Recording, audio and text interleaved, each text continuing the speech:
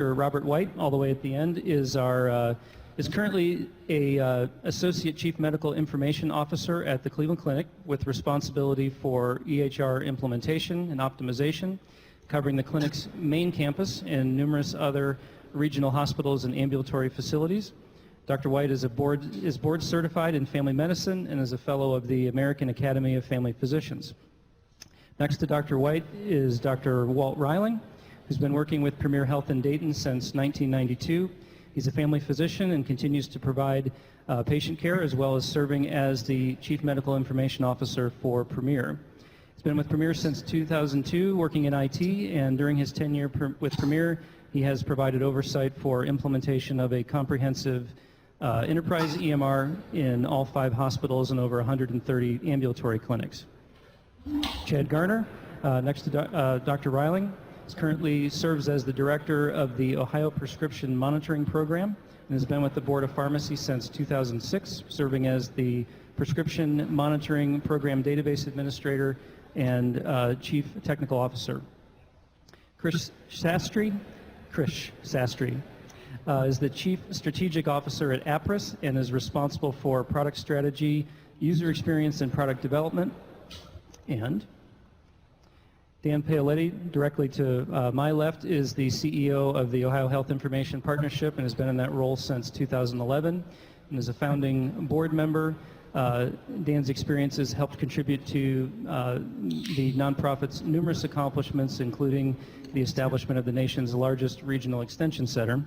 And finally, Jason Buckner is the Senior Vice President of Informatics at the Health Collaborative, and he oversees the HealthBridge service line, which is recognized as one of the nation's largest, most advanced, and financially sustainable health information exchanges. So thank you, gentlemen, for taking the time out of your day to be here today. I'd like to start the questions with kind of going back to some of the items that Representative Sprague talked about earlier in the day and kind of bringing it back to the clinical impact and some of the clinical concerns around this problem, which frankly, as we've been researching for the day today, I've been amazed as to how big the problem really is and how difficult of a problem it is in terms of how we're trying to solve it. So my first question is for Dr. Reiling and Dr. White. As physicians, what are the biggest concerns that you see when you think about prescribing to patients that you think may have potentially problems, or as you see patients and you're prescribing opioids, what your concerns are as you work through that, and what you're hearing from your colleagues that are in the same situation? So, you know, when obviously when you're seeing a patient, you're always very concerned with providing the most quality care, and the thing that we all have as an oath as physicians and providers of healthcare is to do no harm to the patient. And certainly when patients are either abusing or diverting medications that can be dangerous and harmful, that is a very, very serious concern for any clinician. We always worry that there's things about a patient's medications that we are not aware of. And so being able to know what a patient has been prescribed by other physicians and that they may have at home is very, very helpful in terms of trying to make us feel good about what we're doing and not let us think that there may be a chance of some harm coming from what we're doing.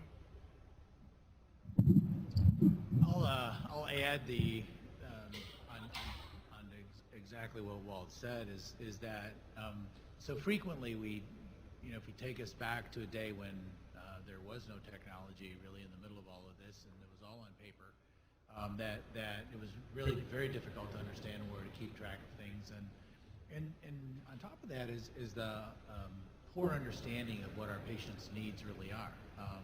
We were just having sort of a sidebar just a few minutes ago about the fact that, pain medicine is not so good, and next thing you know is all of a sudden now pain is not so good, and so you have to prescribe up perhaps, and patients should never have pain, and next thing you know we're now into this quagmire of now where do you go? And I would hazard a guess that any one particular patient out there, the physician really doesn't know how they're going to respond to narcotics, and so unfortunately what happens is the prescribing isn't necessarily tailored to the patient either.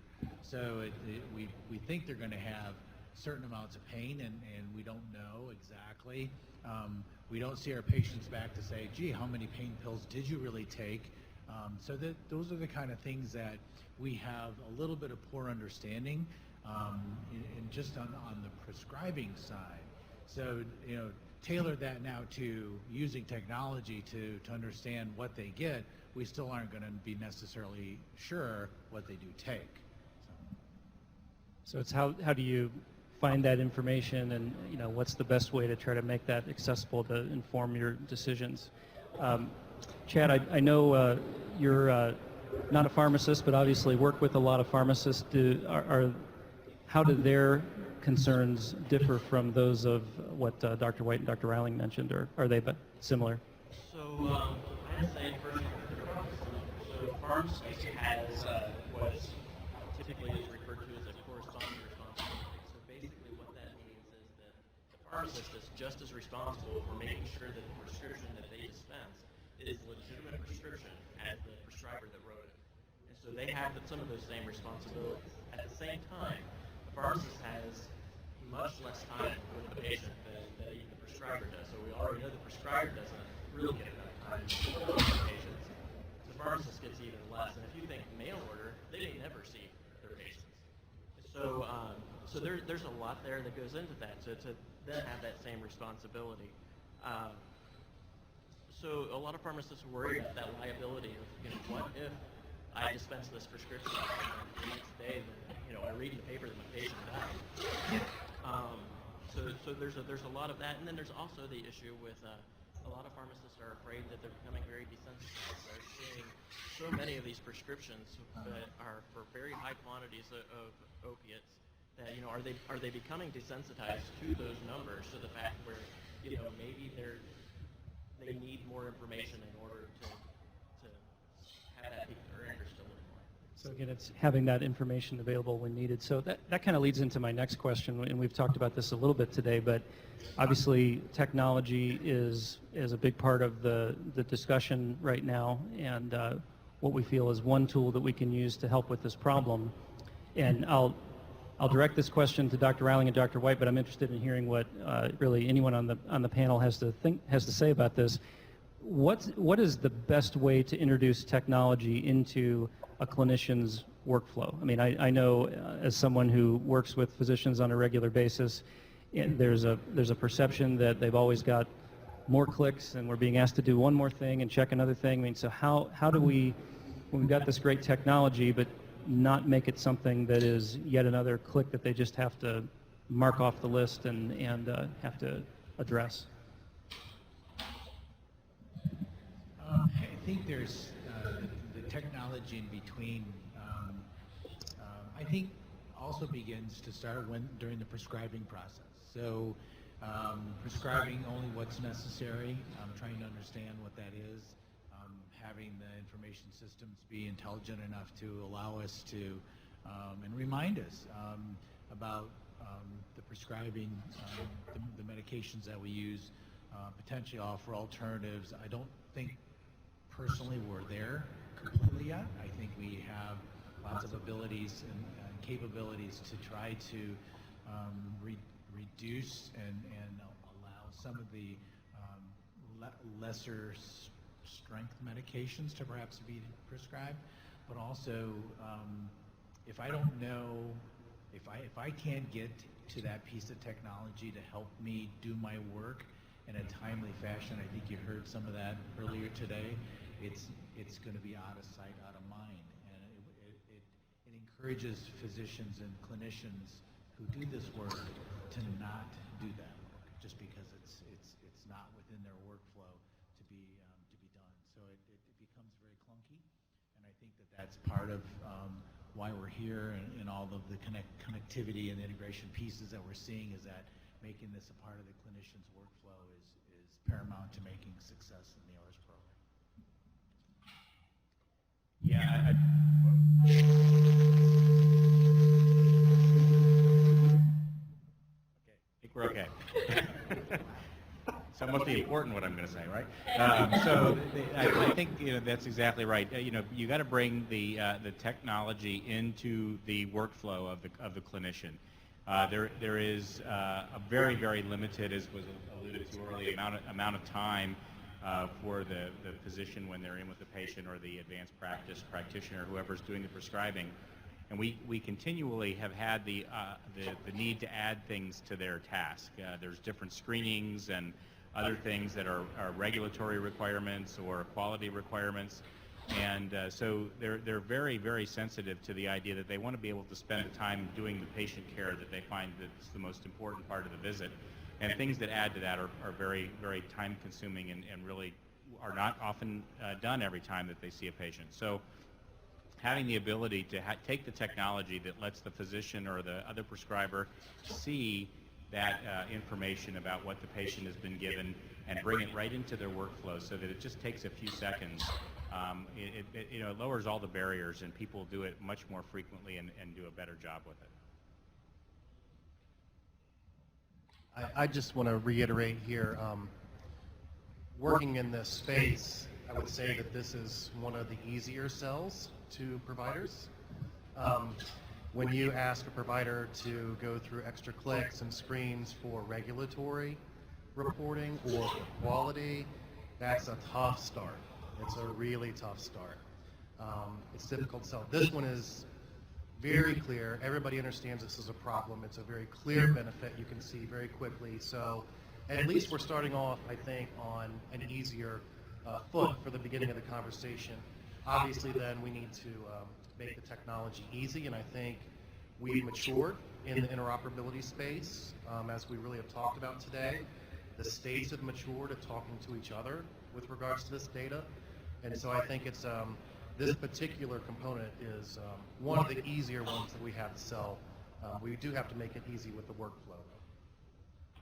So the key with that is keeping the workflow within the physician or clinician's natural activities and not having to leave what they're doing, go somewhere else, and keeping that as part of their day-to-day work. Yeah, I would just say if you ask them to go log into a different website with a different username and password, forget it, right? So whether it's automatically shows up or it's a single click from the environment that they're already in, that's the path that you really need to take to get lots of use of the system. I'll just add one other thing. It's easy to try to understand workflow when you're dealing with a single organization, because the organization has a process. You can implement protocols, and you can work with everybody to follow those. The problem is all the other providers out there, the small provider offices, the 2-3 docs, the long-term care facilities, everybody has a different workflow. And so getting the staff involved is paramount, because the provider, as we all get older, and our population is getting older, doctors are going to be busier and busier and busier, the less time they're going to have to do all this. So there's going to have to be tremendous staff involvement to work in partnerships with the direct provider of care. And understanding that in all the different offices and having people out there to help these smaller providers really adopt those workflows and understand that. I'm not sure there's an answer to that, and unfortunately that's a challenge that as a state we have to try to understand and better help those folks. But there's a technology piece, and then there's also how the workflow fits into the staff and the provider of care directly. So I wish I could provide a better answer, but that's going to be a challenge that we really have to try to figure out. So I wanted to ask, one of the things that we always want to try to do, as I mentioned at the beginning with the panel, is just cover some of the territory that we've discussed a little earlier and just kind of dig in a little deeper. And Chad, one of the things that came up actually when Stephen was speaking was about OARS and kind of some of the misconceptions about when was OARS created, what's its purpose, that kind of thing. Can you tell us a little bit, just a high-level refresher about what OARS exists for, and maybe what are some of the things that you think maybe are some misconceptions that you hear about OARS that may not be accurate? So So OARS has been around since 2006. So that is one, at this point, everybody thinks it's been around forever, right? Which, in IT world, 2006 was a long time ago. But a lot of this inception has to do with really, that it's a very long, laborious process. And while I understand that, it does take time to leave your EMR and log into a website and remember a username and password, when you think of 2006 and what we had available to us, that was really the best we could do. It's a whole lot better than having to call every pharmacy in town to find out where your patient's been. So it's an evolution, and so at this point, I think the technology's there for us to do the integration, and it's very appropriate for us to be moving in that direction.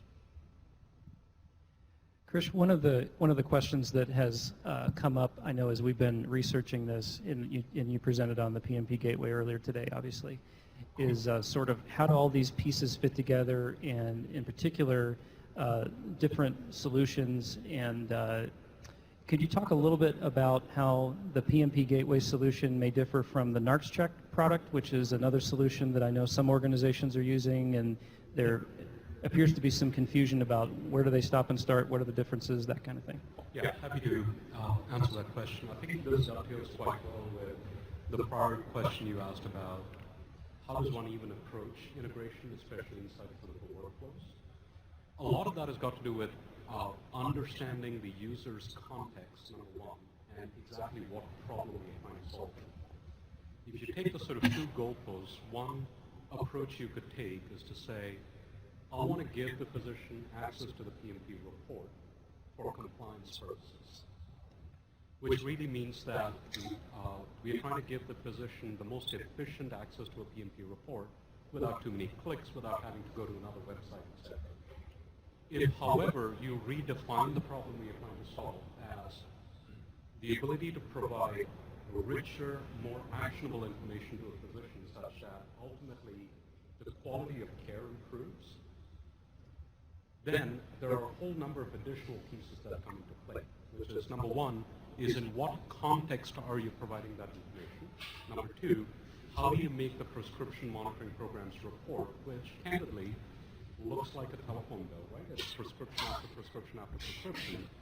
How do we get some actionable insights out of it that can distinguish between a patient that has perhaps seen multiple physicians, multiple pharmacies, has got multiple overlapping prescriptions, extraordinarily high level of morphine equivalency in their drugs, versus a patient who is getting prescriptions just from one physician, filling it in one pharmacy over an extended period of time because they have a chronic condition. That's really where NARCS Check comes into play. What NARCS Check does is take all the prescriptions that a patient has and then identifies what are considered to be some of the well-established risk markers for what a patient may or may not be doing with the drugs, right? It could either be a case of misuse or abuse or diversion, etc.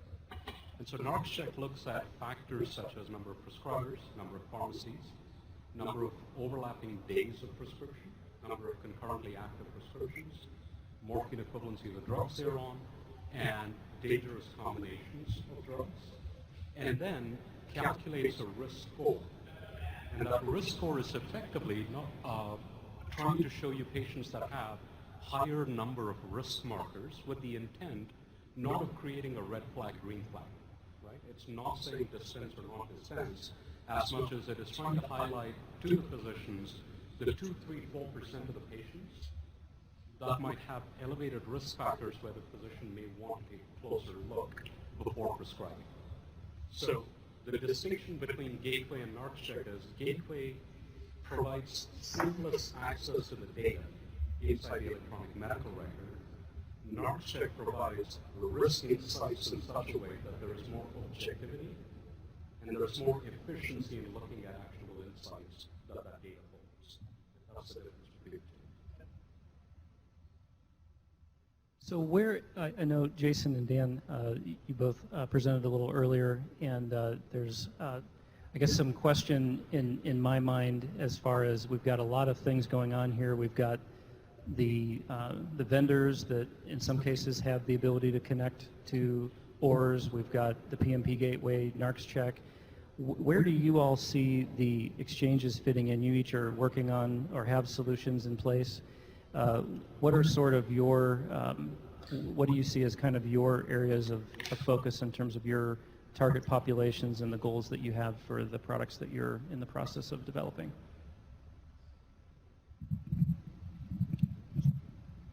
So the way that we look at this product is essentially economies of scale by connecting to an HIE. So the ultimate goal is to hit all the practices. So we'll just say, we have 300 practices in our area as a sample number.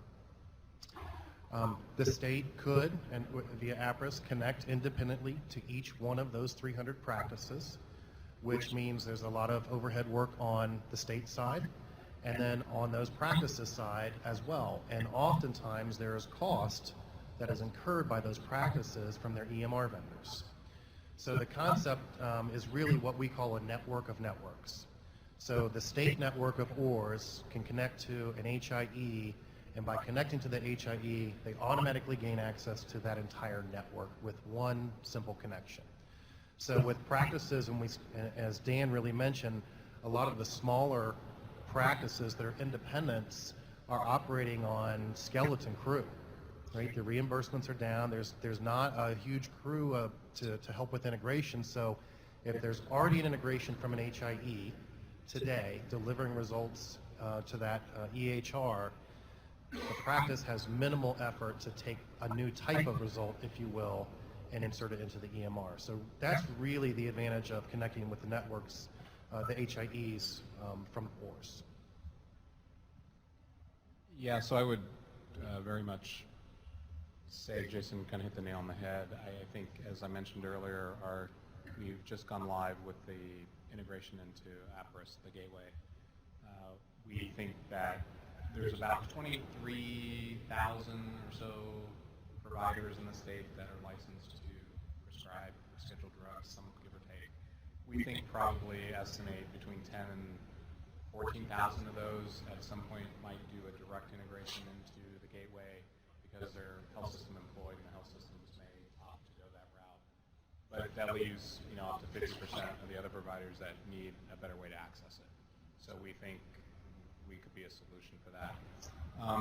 The other thing I would say, though, there's a piece here that we also need to really keep in mind is that the patients that are getting prescribed these drugs started out most likely being prescribed for a reason, and not all of them, but a pretty big significant reason. And there is pain there, and how do you coordinate the care around that patient, and how do you get that patient the proper help, and how do you hopefully wean them off these drugs or manage their pain in a more efficient way. So the other advantage of what we're talking about is really around interoperability and presenting all the physicians, all the people in the community that these people might be seeking care from or seeking drugs from, the entirety of the information. So not just the drugs they've been prescribed, but where are they going? What are the notes around that patient? What are the labs around that patient? Really empowering the provider with as much information as possible to approach it differently. And I think that's another area that we will potentially serve. So it's a step beyond the OARS database. It's let's give as much information as we can to these providers so they can really try to help the patient. It's not going to be successful with everybody because again, a big chunk of these patients really do have significant pain, and that's how they got started in it in the first place. So we've talked about the fact that we've got to check the OARS database. That's required. We've established that trying to make that information consumable and intuitive for physicians, pharmacists is absolutely necessary to really kind of maintain and sustain the goals of what we're trying to accomplish. As I'm sitting here, I'm thinking, okay, well, there's obviously going to be a cost to that, and how do we kind of manage through whatever these different tools are going to cost us? And I know that there was $1.5 million in funding that was approved back in, I believe it was October, November of 15, and there's been some question about what's that funding for? What's the, how are we going to sustain it? And so Chad, can you talk a little bit about the funding and kind of the expressed purpose for it and what the plan is to try to sustain that going forward? Right. So the PFP Gateway is a commercial product. I mean, it was already in existence before we began this project. Any of the health systems, any of the hospitals could have gone in and purchased it and done integration that way. Then, of course, then there is a cost to that. And so basically, nobody was doing it. And so as we tried encouraging it, we did some grants, we did a few different things. What it came down to was really the cost. I mean, there's only so much money to go around. And as we looked at it, we thought, from a state level, what can we do? We could try to do a whole bunch of grants, and that's going to take a whole lot of time and really cost us a lot more than it needs to. So that was when we came up with the idea of possibly an enterprise solution where the state actually licenses it on behalf of the entire state. We worked with Krish. So basically the $1.5 million covers that license fee that typically all of the healthcare providers would have had to have paid, but on a statewide scale, so we've driven down the cost with economies of scale and set up an enterprise solution so that everybody can actually share in the technology and really build this the right way. So if I could ask a follow-up question to that, Chad, did we, as a state, go through a return on investment analysis? We know that people that are abusing opioids cost the healthcare system a significant amount of money, especially when there's an overdose. So was there any analysis of if we reduce by X percent, we will really make that 1.5 million up in other areas at cost avoidance? I don't believe that study has been done yet, but certainly a good idea. So that enterprise licensing, I think, is an important distinction. I know when I heard that initially, I thought, I'm not sure 1.5 million is going to go real far, and so I think that's an important message. What do we all? I mean, as I'm thinking about this, as we set the expectation and provide these tools, I mean, obviously they have to be sustained. I mean, how long will this funding last? What do we think we need to do to make sure that the funding is sustained long term? So the $1.5 million gets us through the first 2 years. That was the way we set it up. After that, we have to have a funding model. In order to be successful at getting funding, I mean, obviously we can ask for funding, but in order to get the funding, we've got to show some results. I mean, that's really what it comes down to. If we spend $1.5 million for 2 years and nobody signs up and does it, we're not likely to get funding. We've seen a lot of interest, and we're really moving in that direction, but we've got to be able to show the results. Just kind of curious as to if there's anyone else on the panel that has comments or questions about that. I know that's something that's come up quite a bit. Dr. White, did you want to? You look like you've got something to say down there. And Jeff knows that I have something to say. So 1.5 million is 1.5 million, and that's not what it costs us to make this all happen at Cleveland Clinic. So there's interface costs, there are implementation costs, so it's not free. So for us to engage our clinicians, and now remember, we're going to supposedly make it really easy for our doctors to get at this information, and then we're going to say, oops, we're kidding, we're going to all take it away because we don't have any more funding for this. So then that's not going to happen, right? So that what's going to happen is we will then be tagged for the licensing costs to do this for our providers.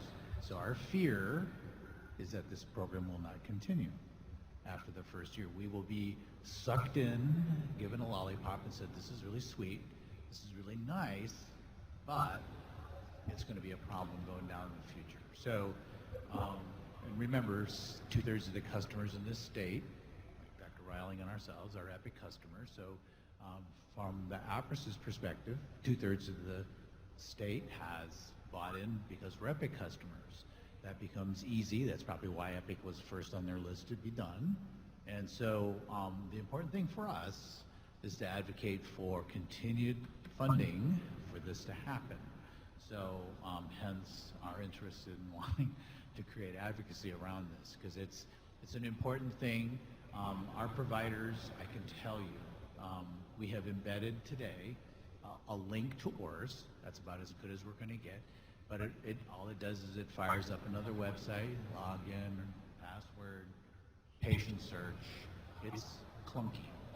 So we need to continue to advocate for this to happen forever, because it is a clunky process otherwise. And I'm going to advocate for our doctors that we can throw as much technology at them as they can possibly take, and they're taking too much now. And interestingly, I believe doctors are more resilient than you can imagine, despite them being doctors. But what happens is there gets to be a point where it's getting to be too much, and so we're at that point. And I'm going to recommend that we really work hard to make sure that that funding continues. And well, there we go again. I would agree with that. I think that this is a very important public health issue, and while this is a patient care issue that we all support, it does have significant financial implications to the state, and I think that as such, it's to the benefit of the state to continue to fund it and fund it fully on an ongoing basis. I'm sure there's Medicaid dollars, for instance, that are going into treating these patients that overdose and so forth. They could easily recoup the money that was invested up front. Yeah, so I would just add, I think one thing that we can do as a group, we would be very interested in tapping into the surrounding states as well. I'll use Southern Ohio as an example. Some of our most avid, active users of our technology is in Southern Ohio, because there is not a lot of money down there, and they're very desperate for any technology they can get. And once they get it, they'll just adopt it and use it. Having access to Kentucky, West Virginia data will be pretty critical, and I think what we can do is come back and show use, show the legislators, and all work together saying, look, we need another $1.5 million for the next biannual budget to keep this thing moving, and then we use days like this to go advocate for it. And I think it's going to take all of us to work together to help farms score, figure out how to get the money moving forward, and how we all show them how much is being used and how we can connect to these other states. I think is all going to be critical to us nailing funding down in the future. So when we think about the advocacy and the purpose for today in terms of trying to drive awareness around this issue and try to focus on what we need to do, I mean, it sounds like one of the clear messages is that we need to, Chad, like you said, drive the volume, demonstrate that there's a need to move forward, but then to the points that were raised by Dr. Reiling, Dr. White, once we've provided these tools, we've got to figure out how to sustain them, because if we remove them, then we're going to be in a position where we will be moving backwards. So it sounds like clearly one of the messages is that we need to continue to sustain the funding for the programs that have been established so far and keep moving forward in terms of the progress towards more adoption. Are there other messages, I guess, that are relevant that we need to be addressing beyond those when we think about what we need to be advocating with our state and local representatives? Chris? Yeah, so this is coming from a vendor mindset, right? So I'll take my crack at trying to lay out a proposition of technology like this.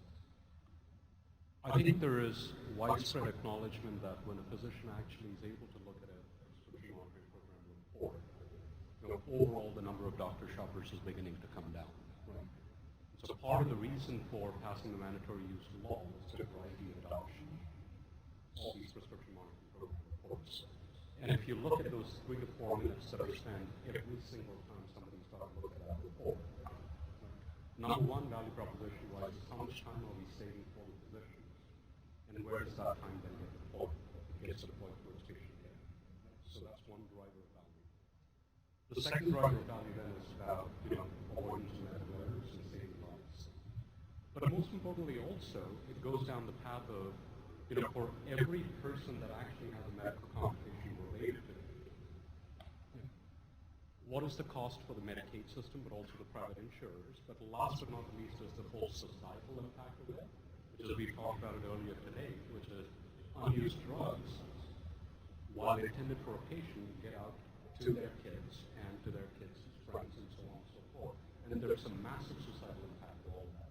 Right? So when we think about what is the value of such technology, right, or what is the value of using data in the appropriate context, I think we have to look at all of these factors, right? Which is where first base is, I don't care what the technology is, if it is not being used, I think it's going to be really hard to prove the value proposition. So I think first base is, let's get this technology adopted. I think the short-term value proposition after is really even around time saved right now, which is absent that technology. I can understand what you're talking about, which is, people get hooked on the technology, no pun intended. But it's so long as you've got that regulatory requirement of mandatory use, it's a zero-sum game. The physicians are either going to spend that time going and pulling a report, or are going to use this technology and save that time. I might just add on to that a little bit in terms of the value proposition. We do have the ability to have the link directly into our EMR, and as an IT person working in healthcare, it's almost never that someone comes up to you and says, gee, thanks for putting that new thing in last week, because it really makes my life wonderful. But this is one of those cases where we actually did get physicians who came up and said, that really has been very helpful. It allows me to do a better job taking care of patients, and it saves me time. And that is a very unusual thing to happen. So I will echo that has been a major issue for us. So I would say two fronts. Hopefully, if anybody here spoke to your legislature today, this was on your agenda. If not, I would encourage you to reach back out to them because that's where this all really should start. And the second is, I think we need to get creative and put our business hats on. So I don't think it's fair to go and ask for that amount of money without providing some hard numbers. So when you put a soft ROI out there, it's not going to be as well received unless you can say, here's exactly the cost reduction that we incurred for patients that went on OHIMSS. It seems pretty straightforward to me. I haven't done any of the studies, but that's a great area to do. The other is get creative with how we finance this at the state. So potentially 90-10 funding for Medicaid is something that this could fall under. I'm sure there's many other areas that this could go under, but we've got to get really creative because, to your point, this is incredibly valuable to the providers and to all of us in the communities that we live in. This impacts all of us in one way or another. Okay, well, I think we're at a point where we want to pause and just try to take some questions. Both here in Columbus, there's Scott's got a mic, and I believe we have the ability to get some questions from Cleveland as well. So if there's any questions, Scott is standing in the back.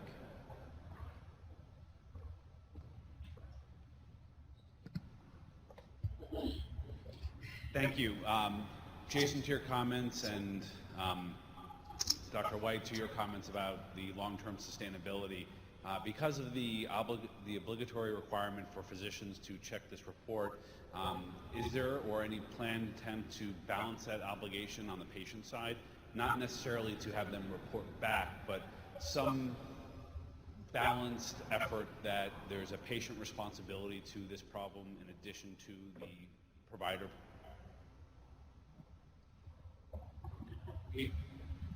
And that could be in a form of a tax or in any form, right? I mean, I think it's not just incumbent upon the state to provide funding, right? So I'm just curious how this could be perceived from a patient and provider perspective. That's a really great point. I'm not sure I have an answer at all, other than the programmatically, we've all been interested in having patients take responsibility for a lot of this, but I think for the same reason they're diverting and abusing, they won't report otherwise either. So they're certainly not going to take ownership to any of this themselves. And it's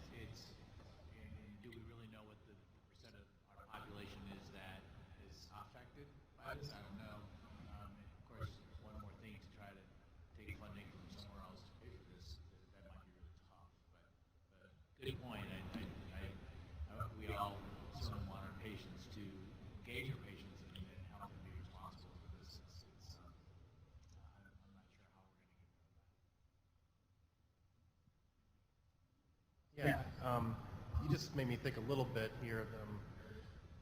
Health plans and providers it's a very big paradigm shift in how they interact with each other today compared to 5 years ago. And it may be a scenario where when you're negotiating as a provider with your health plan, if you're maybe a large employer, it may be something that you could attempt to negotiate. A fee for every patient, a covered patient of theirs, that you check the OARS system. There's going to be cost savings potentially for that health plan. So it's a really interesting idea. I don't have a good answer, but there may be a slant with the health plans to help cover some of these fees. Other questions?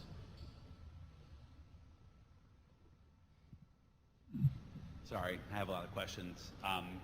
For Krishnan and, Chad, I was curious on the OARS and the reports themselves, where does patient integrity or identification of patient come into play, and where does that responsibility fall? Is it on the provider and the hospital to verify identity?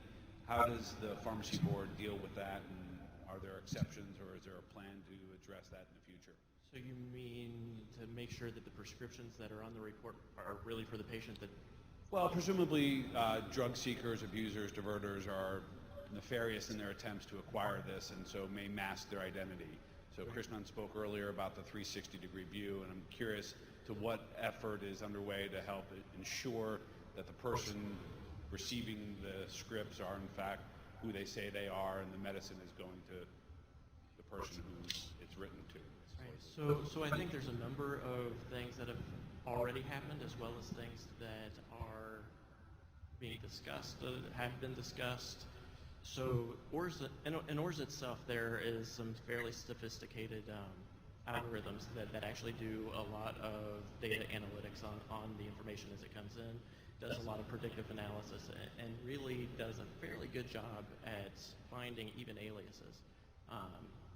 We've actually been surprised ourselves by it at times where, we had somebody who apparently had 20 different names. We're like, okay, this has to be a mistake, right? And we actually send a board investigator out, and no, it actually was the same person with that many different aliases that they had used while drug seeking. I mean, even as a human being looking at the data, I was like, there's no way this is the same person, but the technology in the system was able to find it. That being said, it's not perfect. There are people right within the Columbus area with the same name and date of birth, and we've actually verified on B&B records that there really are two different people. So there are some issues there. One of the things that I know has been discussed is the requirement of identification at the pharmacy when you pick up your prescription. That's not foolproof either. It's not always the patient that's the one picking it up. So there's a lot of different things that can be done. Will we ever be 100% there without a national patient identifier, which obviously has not been looked very highly upon in the past? I don't know that we can ever get there 100%. I've got two questions. The first one is there any thought of getting OARS to the place that it accepts prescriptions electronically, so that when it is written, we automatically know, so these drug seekers, if they go to Dr. B, it's already said Dr. A wrote a script on Monday, and on Tuesday she's there at Dr. B, so we can immediately put a stop to it. So in order to make that work, we're talking basically e-prescribing of controlled substances is the only way that's going to work. Correct. So far, New York is the only state that has required that. It's not taken off nearly as quickly as most people thought it would elsewhere. If we were to get there where e-prescribing of controlled substances really was the way things were being done across the board, then yes, I think that could be possible. We'd have to be a little bit careful how we do it, but I certainly think it's possible. And my other question is directed to Krish. Is Amazing Charts one of the softwares that's connected up yet? Yeah, at this time, I'm not aware if there is any healthcare organization with amazing charts that is No, beginning to integrate? it's individuals that do amazing charts because it's so physician-friendly. Yeah, and we have a standard web service interface that is available, and so we haven't yet been approached by anybody that uses that technology, and so we'd be happy to work with you. We'd be happy to work with you as long as we go through that process. So integration request form is what we need to fill out first.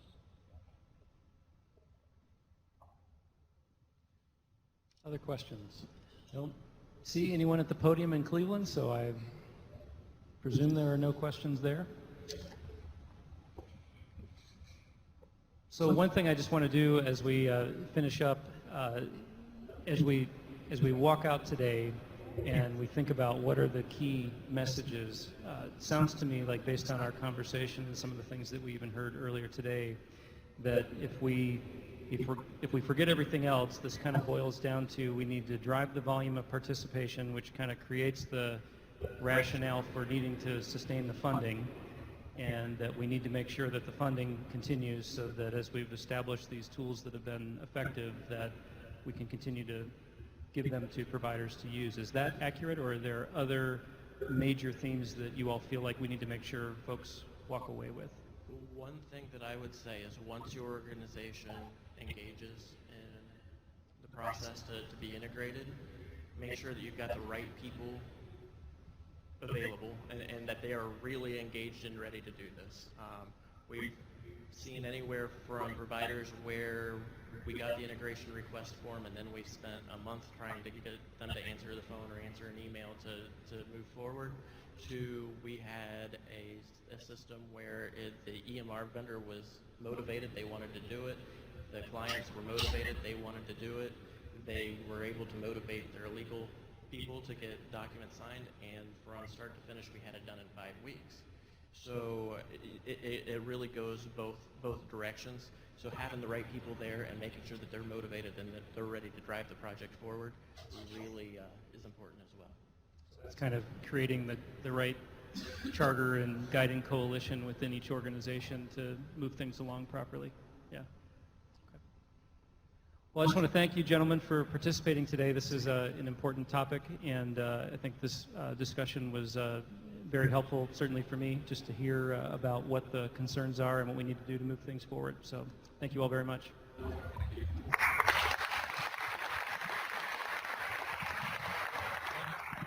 One other extra thing, and I would be remiss if I didn't say some of these fine folks that are up here, as well as other folks, are going to be at our Northern Ohio HIMSS retreat and conference at the end of May, so May 26th in Cleveland.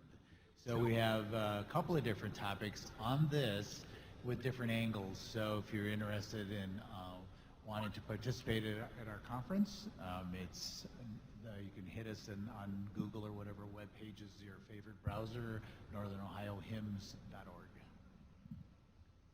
All right, great. Thank you so much for all of your feedback. This has been a great event today, and you guys helped make it possible. And each one of you helped make it possible as well. So thank you for your support.